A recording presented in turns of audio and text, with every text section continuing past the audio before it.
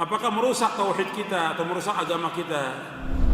Anda perhatikan, doa ini masuk ibadah atau bukan? Ibadah. Ad-doa wal ibadah. Sekarang orang berdoa kepada Allah di sisi kuburan orang tua atau orang saleh, nggak dibenarkan oleh syariat. Ini termasuk perbuatan bid'ah dalam Islam. Dia berdoa kepada Allah, minta kepada Allah, tapi di sisi kuburan orang saleh atau orang tuanya, nggak boleh. Kita ziarah kubur tujuannya 3, ziarah kubur. Kalau kita ziarah kubur, ke kuburan orang tua atau pemakaman kaum muslimin tujuannya 3. Yang pertama, kita mengucapkan salam kepada mereka. Yang kedua, kita mendoakan mereka. Yang ketiga, kita mengingatkan kita kepada mati, bahwa kita pasti mati seperti mereka. Jadi yang pertama salam. Assalamualaikum ahlad diyar minal mu'minin wal muslimin wa inna insyaallah bikum lahiqun nas'alullah lana wa lakumul afiyah. Kemudian yang kedua kita doakan mereka, Allah maghfir lahum warhamhum wa'fu anhum wa aqim nuzulahum wa wasi' mudkhalahum, sampai akhir kita doakan. Yang ketiga, bahwa kita pasti mati seperti mereka, mengingatkan kita kepada akhirat. Bismillah wassalatu wassalamu ala rasulillah wa ala alihi wa sahbihi wa man wala. Setelah kita menyaksikan potongan video dari Ustaz Yazid Jawad, kalau kita perhatikan dengan teliti, kita akan melihat adanya kontradiksi atau kejanggalan dari pernyataan Ustaz Yazid Jawad, yang mana pernyataan pertama beliau katakan bahwa tidak boleh berdoa di sisi kuburan, dan itu merupakan bid'ah karena berdoa itu adalah ibadah dan kita tidak boleh beribadah di sisi kuburan. Itu pernyataan yang pertama. Dan pernyataan ini dibantah dengan pernyataan berikutnya yang menjelaskan bahwa di antara sunnah ziarah itu, poin yang kedua adalah mendoakan ahli kubur. Sedangkan yang namanya mendoakan itu berdoa, dan doa itu adalah ibadah, dan itu sunnah. Pernyataan pertama dikatakan berdoa di sisi kuburan itu bid'ah, sedangkan mendoakan ahli kubur itu sunnah dalam rangka ziarah. Jelas ini tanakut, adanya kontradiksi antara pernyataan satu dengan pernyataan yang berikutnya. Jadi anggapan berdoa di sisi kuburan itu bid'ah terbantahkan dengan pernyataan beliau sendiri. Bahkan di dalam ziarah juga disunahkan kita untuk berdoa. Ketika kita melewati kuburan atau kita berziarah untuk mendoakan, disunahkan untuk membaca Assalamualaikum ya ahlad diyar minal muslimin wal mu'minin wa inna insyaallah lahum lahikun nas'alullaha lana walakumul afiyah.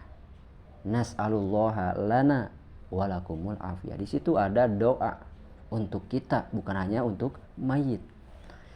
Jadi hadis ini atau doa ini membantah kepada pernyataan larangan berdoa di sisi kuburan. Kemudian bantahan terhadap pernyataan Ustaz Yazid ini itu dibantah oleh hadis dari Nabi SAW ketika beliau menyolati wanita yang suka menyapu di masjid, dan menyolati wanita ini bukan di masjid tetapi di sisi kuburan wanita itu. Artinya pernyataan atau pendapat Ustaz Yazid ini terbantah oleh sunnah.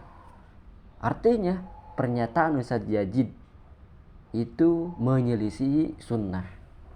Sedangkan kita seringkali mendengar ikuti sunnah Rasul, jangan ikuti pendapat ulama. Maka ikuti sunnah Rasul yang membolehkan berdoa di sisi kubur, bahkan boleh mensolati ahli kubur yang sudah meninggal, bahkan kalaupun sudah 1 bulan boleh bersolat jenazah di sisi kubur. Jadi ikuti sunnah, jangan ikuti pendapat Ustaz Yazid. Ya. Selanjutnya Ustadz Jadid juga menyelisihi ulama salaf, yang mana dikisahkan atau ada riwayat yang menjelaskan dari sahabat Thalhah bin Ubaidillah, beliau dibelikan rumah seharga 700 dirham, yaitu rumah yang ditempati makamnya di depan Hijratain. Aku melihat sekelompok ahli ilmu dan ahli keutamaan apabila memiliki hajat mereka mendatangi makamnya, mengucapkan salam dan berdoa di depannya, dan selalu dikabulkan. Guru-guru kami dahulu menceritakan bahwa orang-orang sebelumnya juga melakukan hal itu.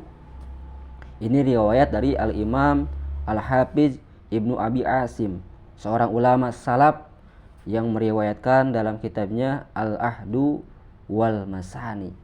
Ini tradisi ulama salaf, artinya pernyataan pendapat Ustadz Jadid menyelisihi ulama salaf. Ikuti ulama salaf, jangan ikuti ustadz sekarang.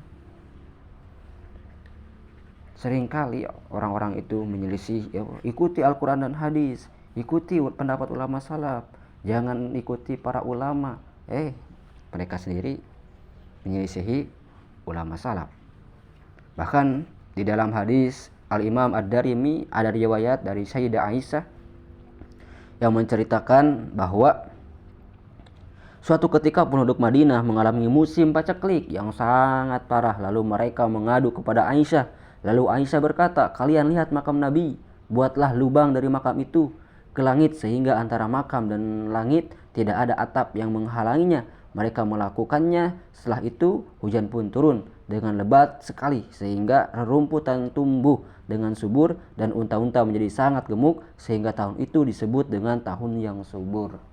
Di sini bahkan sahabat Aisyah, istri Rasulullah SAW, mengisyaratkan adanya keberkahan dari kuburan Nabi. Bukan hanya bolehnya berdoa di sisi kuburan, bahkan kuburan Nabi itu terdapat keberkahan sehingga mustajab doanya. Masih mau melawan para sahabat dan ingin mengunggulkan pendapat Ustadz Jadid, maka introspeksi diri. Kemudian ada riwayat dari Imam Ahmad bin Hanbal dari anaknya. Anaknya bertanya, aku bertanya kepada ayahanda Al-Imam Ahmad bin Hanbal tentang seorang laki-laki mengusap mimbar Nabi, bermasuk tabarruk, ngalap berkah. Dengan mengusapnya, ia mencium mimbar itu dan melakukan hal yang sama terhadap makam Nabi. Mencium kuburan Nabi, kemudian berdoa di sisi Nabi supaya mustajab karena adanya keberkahan dari kuburan Nabi SAW. Karena keberkahan Nabi SAW tidak akan putus sampai hari kiamat. Atau yang seperti itu dengan bermaksud bertaqarrub, mendekatkan diri kepada Allah. Ya, bukan menyembah kubur. Suka fitnah orang-orang Wahabi itu. Beliau menjawab, apa kata Imam Ahmad? Boleh.